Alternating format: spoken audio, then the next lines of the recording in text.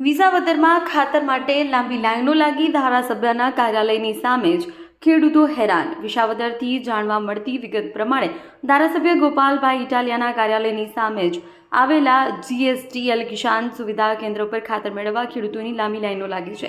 ખાતર મેળવવા માટે ખેડૂતો હેરાન પરેશાન થઈ રહ્યા છે। ચૂંટણી સમયે ગોપાલભાઈએ વચન આપ્યું હતું કે અધિકારીઓને દોડતા કરી દઈશ, પણ હાલત ઉલટી થઈ ગઈ છે। આજે તો ખાતર માટે ખેડૂતો દોડતા થઈ ગયા છે એવું લાગે છે।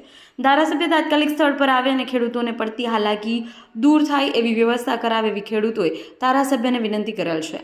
મહેન્દ્ર નાગરેચા સાથે કેમેરામેન આશીષ વસાવડા। તમારું નામ? કરશનભાઈ વાડદોરિયા, તાલુકા કોંગ્રેસ પ્રમુખ વિસાવદર। કરશનભાઈ, અત્યારે આપણે ધારાસભ્યના કાર્યાલય સામે ખાતર માટે ખેડૂતોને લાંબી લાઈનો છે, એ વિશે આપ શું કહેશો?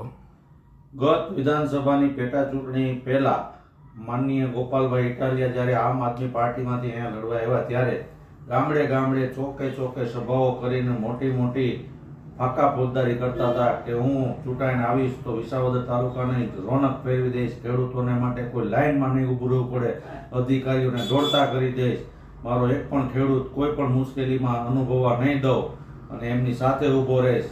અને આ જે લાઈન પ્રથા જે કાંઈ બીજું ત્રીજું જે અધિકારીઓ હેરાન કરે છે એને હું નેસ્ત નાબૂદી પદ્ધતિને કરી દઈશ।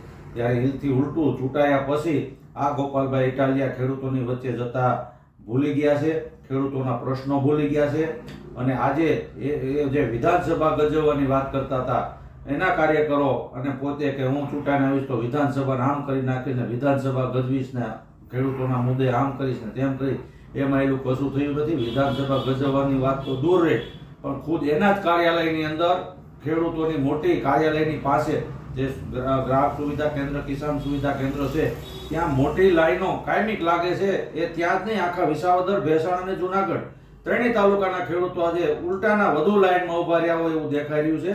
એટલે એની બોલતી એની હવા જે હતી લોકોને ગુમરાહ કરવાની એ ખુલ્લી પડી ગઈ છે। આજે એક પણ જગ્યાએ ખેડૂતોનું કામ થતું નથી। ગોપાલભાઈ માત્ર મત લઈ અને વયા ગયા છે, પોતે મુખ્યમંત્રી બનવાની લાઈનમાં આખા ગુજરાતમાં રખડી રહ્યા છે, લોકોને આમ કરીશું તેમ, પણ અત્યારે જે પોતે જે ચૂંટાવ્યા છે એ ખેડૂતોને ભૂલી ગયા છે ને એ અત્યારે બિલકુલ ખૂબ મુશ્કેલ પરિસ્થિતિમાં આ ખેડૂતો વિસાવદર વિધાનસભાના અત્યારે અનુભવી રહ્યા છે।